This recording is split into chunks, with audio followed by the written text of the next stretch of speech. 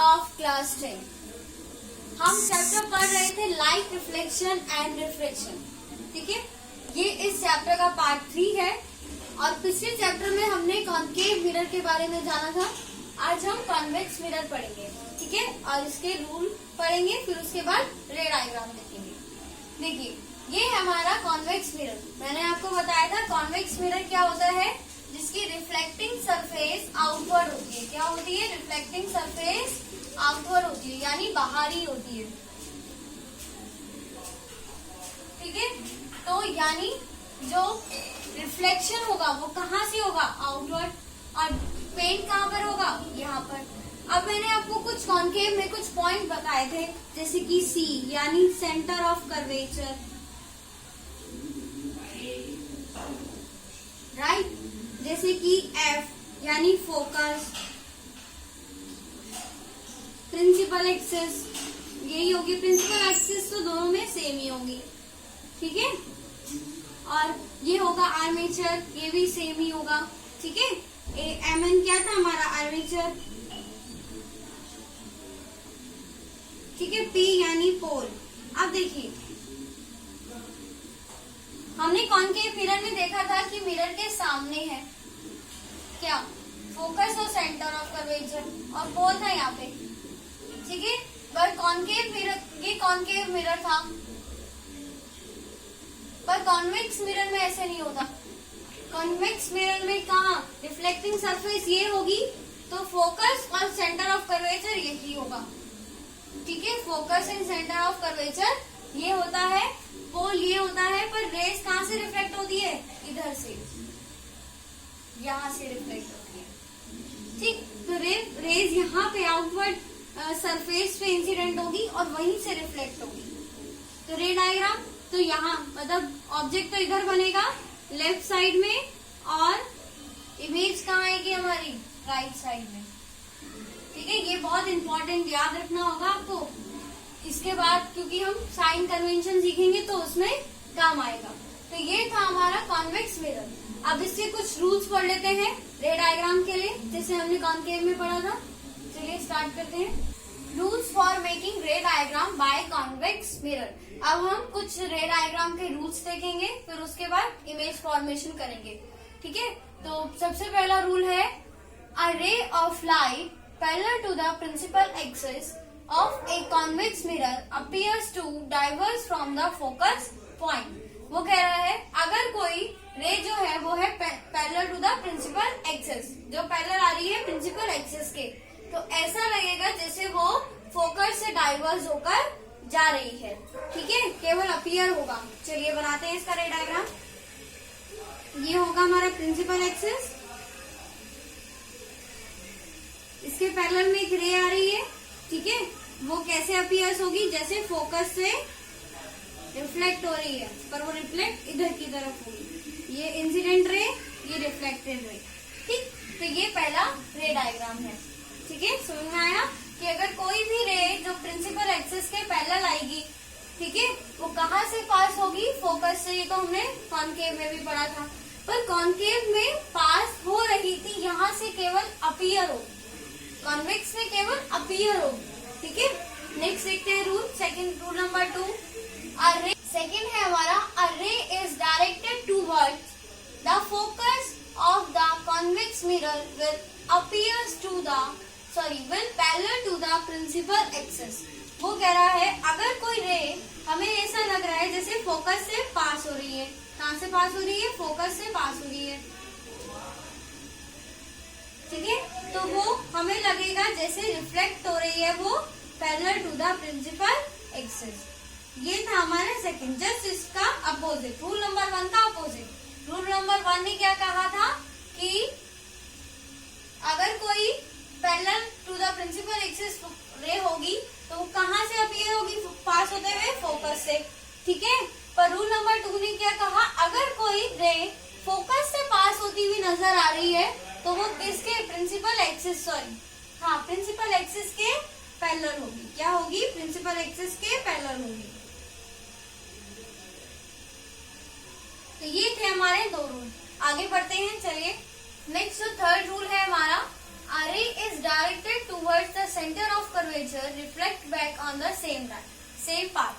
कि अगर कोई रे हमें सेंटर ऑफ कर्वेचर से जाती हुई नजर आएगी तो वो सेम पाथ में रिफ्लेक्ट हो जाती है। ये तो हमने पढ़ा ही है, ठीक है। तो ये था हमारा रूल नंबर 3, यानी अगर कोई रे सेंटर ऑफ कर्वेचर से पास होगी तो वो उसी पाथ में रिफ्लेक्ट हो जाएगी। जैसे मान लो ये सेंटर ऑफ कर्वेचर था, ठीक है, यहाँ से कोई रे गई और सेम ऐसे वापस आ गई, ठीक है। तो इस तरह होता है।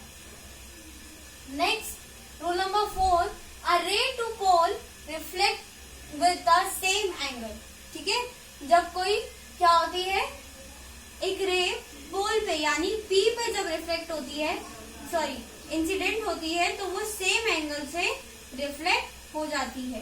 तो यानी यहाँ पे angle I equal to angle R होगा। IR पता है ना, जो एंगल जैसे ये जो हमारी प्रिंसिपल एक्सिस है वो किसका काम करेगी, नॉर्मल का, है ना। इंसिडेंट रे और नॉर्मल के बीच में बनने वाले एंगल को हम I बोलते थे, और रिफ्लेक्टेड रे और नॉर्मल के बीच में बनने वाले एंगल को हम R बोलते थे। याद होगा, मैंने फर्स्ट लेक्चर में बताया था। तो यहाँ पे angle I equal to angle R होगा।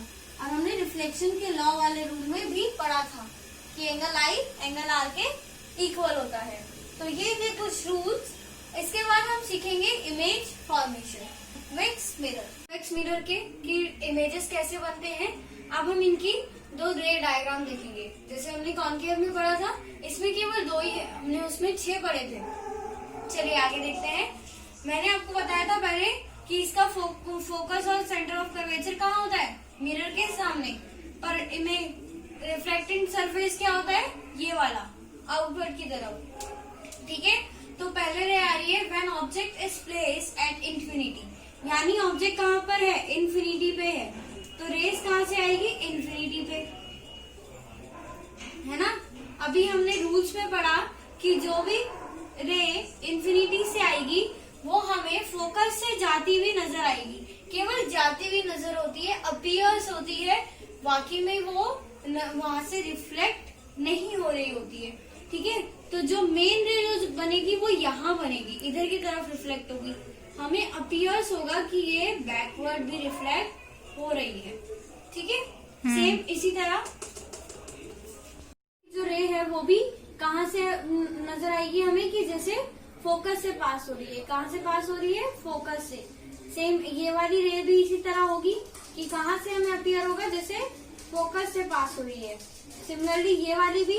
और मैंने आपको बताया था कि जब क्या होता है, 2 या 2 से ज्यादा रे आपस में इंटरसेक्ट करती है किसी एक पॉइंट, वो क्या करती है, वो इमेज फॉर्म करती है।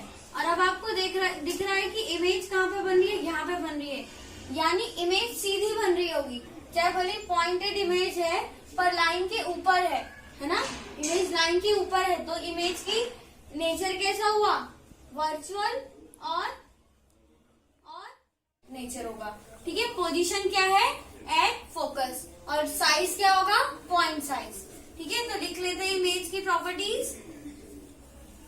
पोजीशन क्या है इमेज की, एट फोकस। नेचर क्या है इमेज का, वर्चुअल एंड इरेक्ट। आपको मैंने स्टार्टिंग में बताया था कि वर्चुअल और इरेक्ट इमेज कब बनती है, जब लाइट रेस अपीयर्स होती है कि वो इंटरसेक्ट कर रही है ना। ऐसा लगता है कि वो आपस में टकरा रही हैं, पर हकीकत में नहीं होता, ठीक है। तब वर्चुअल और इरेक्ट इमेज बनती है। और साइज क्या होगा इमेज का, बिल्कुल पॉइंट साइज, है ना, डॉट की तरह, जैसे ये है इस तरह पॉइंट साइज। तो ये था हमारा पहला रे डायग्राम, किससे, कॉन्वेक्स मिरर से, ठीक है। अब कॉनकेव मिरर का देखते हैं, अब सेकेंड डायग्राम देखते हैं। When object between P and infinity, अब ऑब्जेक्ट कहाँ पर है, P और इंफिनिटी के बीच में, तो ऑब्जेक्ट कहाँ बनेगा, इमेज कहाँ बनेगी, ठीक है। बनाते हैं हम अपनी ऑब्जेक्ट, ये रही हमारी ऑब्जेक्ट, ठीक है। एक लाइट रे कैसी इंटरसेक्ट कैसे जाएगी, पैरेलल। जो पैरेलल जाएगी वो कहाँ से पास होगी, फोकस से, कहाँ से पास होगी, फोकस से, और एक जाएगी सेंटर ऑफ कर्वेचर से। कहाँ से जाएगी, सेंटर ऑफ कर्वेचर से पास होती हुई नजर आएगी कि वजह से सेंटर ऑफ कर्वेचर पे पास हो रही है। और वो लगभग फोकस पे नहीं, बिटवीन P एंड F, यानी यहाँ पे, ये देखिए यहाँ पे इमेज बनेगी। कहाँ पर, बिटवीन P एंड F पे, है ना। और इमेज कैसी बन रही है, ये रही ना, इमेज का साइज तो केवल इतना सा है ना। इमेज कैसी बन रही है, वर्चुअल और इरेक्ट, और साइज क्या है, स्मॉलर देन ऑब्जेक्ट। ठीक है, तो ये था हमारा सेकंड डायग्राम। इसकी वो लिखते हैं प्रॉपर्टीज, इमेज की प्रॉपर्टीज लिखते हैं। अगर इमेज कहाँ पर है, बिटवीन P एंड इंफिनिटी, तो कैसी पोजीशन कहाँ पर होगी, ऑब्जेक्ट कहाँ पर है, P एंड F इंफिनिटी के बीच में, तो उसमें इमेज की पोजीशन होगी between P and F, P और F के बीच में। ठीक है, सेकंड पॉइंट होगा नेचर। नेचर इसमें क्या होगा, वर्चुअल और इरेक्ट। वर्चुअल और इरेक्ट यानी सीधी इमेज बनेगी और इरेक्ट बनेगी। ठीक है, और क्या है, साइज क्या है इमेज का, smaller than object, smaller than object.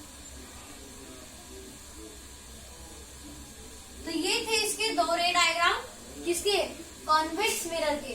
ठीक है, आई होप आपको टॉपिक समझ में आया होगा आज का। और नेक्स्ट टॉपिक में मैं आपको बताऊंगी साइन कन्वेंशन। ठीक है, और उसके बाद हम इस चैप्टर का बहुत इंपॉर्टेंट पॉइंट पढ़ेंगे, मिरर फॉर्मूला। उसके कुछ क्वेश्चंस भी करेंगे। Thank you.